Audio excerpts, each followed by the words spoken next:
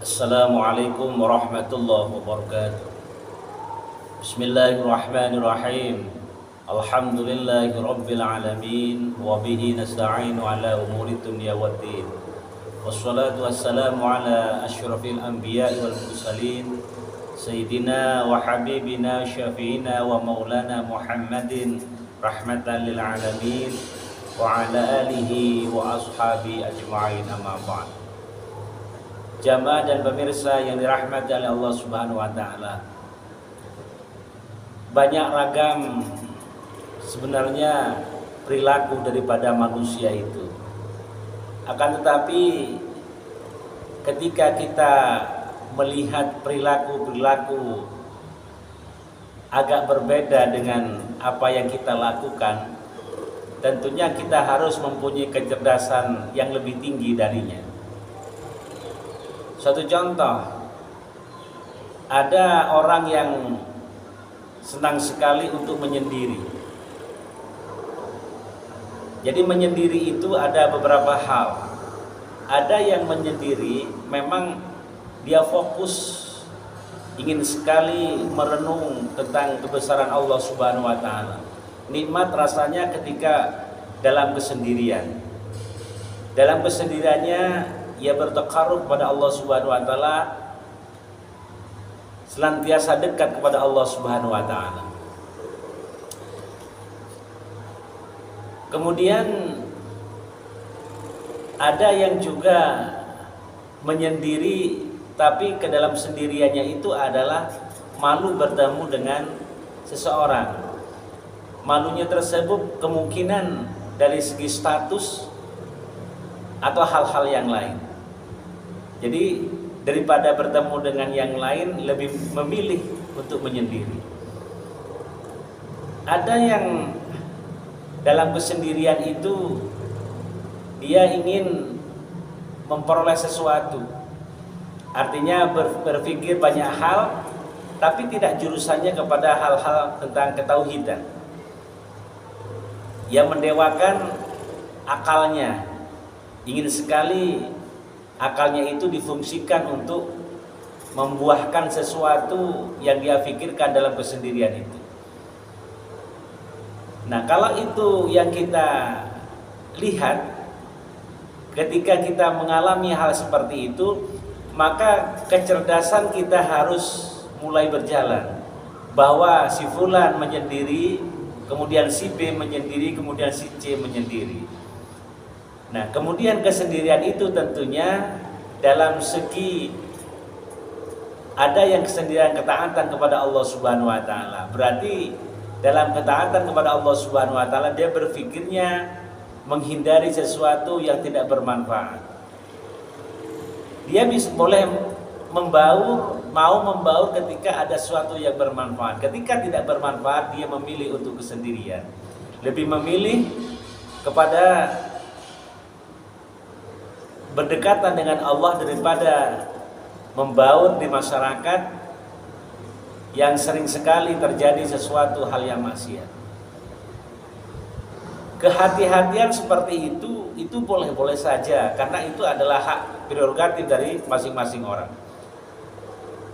Kemudian juga yang sangat disayangkan ketika kesendiriannya itu cuma berpikir tentang, karena dia mempunyai kecerdasan tertentu dalam pikirannya, dia hanya menciptakan sesuatu, ingin memperoleh sesuatu dalam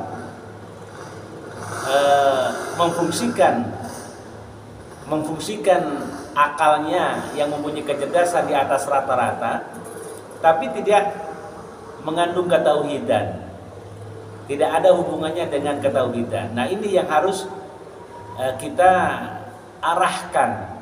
Bagaimana supaya agar yang kesendirian ini senantiasa kecenderungannya adalah di samping dia memfungsikan akalnya untuk memikirkan sesuatu yang nantinya akan membuahkan sesuatu hal, tapi yang jelas adalah dia harus yakin bahwa kecerdasannya itu adalah bersumber dari Allah Subhanahu wa taala.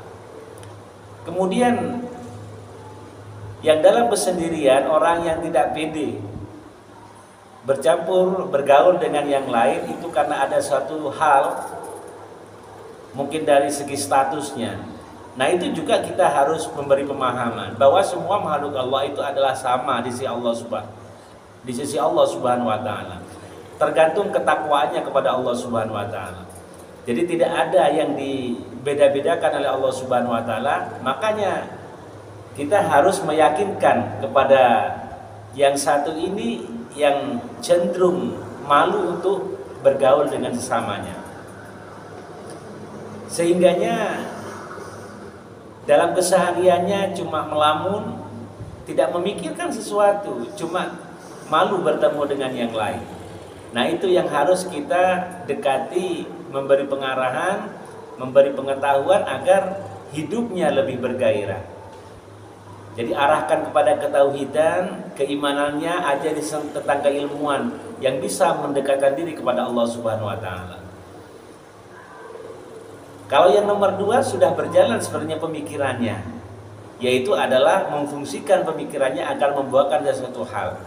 Tetapi karena minimnya keagamaan, maka nantinya akan mendewakan terhadap akalnya. Dan itu juga kita harus dekati, bahwa arahkan, bahwa sampaikan bahwa yang akal yang dia punyai yang luar biasa, yang tingkat kecerdasannya di atas rata-rata, bahwa itu adalah semuanya bersumber dari Allah Subhanahu wa taala. Harus kita syukuri, harus Anda syukuri bahwa itu adalah merupakan titipan Allah. Dan bagaimana saudara bisa memfungsikan akalnya tapi tidak melupakan Allah Subhanahu wa taala yang memberikan kecerdasan itu sendiri. Kalau yang pertama adalah sesuatu yang aman. Karena apa? Karena di samping kesendiriannya adalah pilihan. Pilihannya ketika dia dalam keadaan sendiri, dia bersama Allah Subhanahu wa taala, taqarruban ilallah, merenungkan sesuatu tentang ciptaan Allah. Semua dipikirkan, bagaimana kedepannya jamaah, bagaimana bangsa ini kedepannya, bagaimana agama ini kedepannya, bagaimana generasi-generasi yang ada sekarang ini ketika ditinggalkan olehnya seperti apa dan seperti apa. Dia pikirkan, dan dia selalu senantiasa berdoa kepada Allah Subhanahu wa taala dalam taqarrubnya itu agar setelahnya generasi-generasi itu maunya lebih baik dan lebih baik. Dan ia pikirkan bagaimana caranya. Di samping dia berpikir bagaimana caranya, ia menyerahkan diri kepada Allah Subhanahu wa taala tentang segala sesuatunya.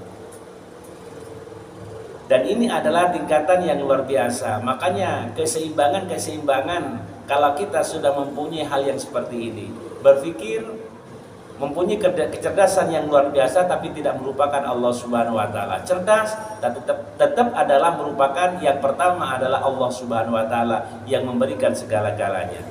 Dia tidak melupakan Allah ketika dia berpikir melibatkan Allah Subhanahu wa taala. Dia memutuskan sesuatu melibatkan Allah Subhanahu wa taala. Kemudian ketika melakukan sesuatu, berpikir tentang hal kebaikan tentang agama, kebaikan tentang negara, kebaikan tentang generasi, dia minta izin kepada Allah Subhanahu wa taala untuk kebaikan, agar yang didapat, agar yang diputuskan adalah merupakan memang benar-benar dari Allah Subhanahu wa taala. Kemudian kalau yang nomor 2 tidak demikian. Jadi kecerdasan yang B adalah kecerdasan, hanya kecerdasan aja, dia memutuskan sendiri, tidak melibatkan Allah Subhanahu wa taala. Baik buruknya dia tanggung sendiri. Kemudian hal-hal yang melibatkan ketauhidan dia sama sekali tidak tahu, karena memang tidak tahu. Jadi ini yang harus kita dekati, harus kita sering konsultasi, dialog bareng. Bagaimana supaya yang mempunyai kecerdasan yang luar biasa ini adalah bermanfaat bagi dirinya di dunia dan juga bisa bermanfaat nanti dia di akhirat. Kalau kita diam saja ketika mempunyai yang seperti itu, kecerdasan yang luar biasa, kita diam, tentunya kita mempunyai beban nantinya akan ditanya oleh Allah Subhanahu wa taala. Kenapa kita tidak mengarahkan orang seperti itu, padahal engkau sudah tahu bahwa itu adalah tidak bertauhid, tidak beriman kepada Allah Subhanahu wa taala, sering melupakan Allah Subhanahu wa taala, memang cerdasnya luar biasa. Nah, itu yang kita mempunyai PR yang luar biasa. bagi saudara-saudara yang mempunyai kecerdasan batiniah, kecerdasan keilmuan, ketauhidan, keimanan dan sebagainya, maka kita ketika melihat perilaku-perilaku yang seperti itu, melihatlah sebesar apa, seperti apa sebenarnya dalam kesendirian-kesendirian masing A, B dan C ini. Kalau itu positif, maka kita tinggal mengikutinya atau tinggal memotivasinya. Ketika memang itu adalah tidak bertauhid, maka kita akan mengarahkannya. Kemudian kalau yang C ini adalah memang karena status, di samping status juga tidak mempunyai keilmuan tentang keagamaan, maka itu adalah merupakan tugas kita sebagai fadzakir innama anta mudzakir. Mudah-mudahan ada manfaatnya atas segala sesuatu dalam pertemuan ini. Wabillahi taufiq wal hidayah. Wassalamualaikum warahmatullahi wabarakatuh.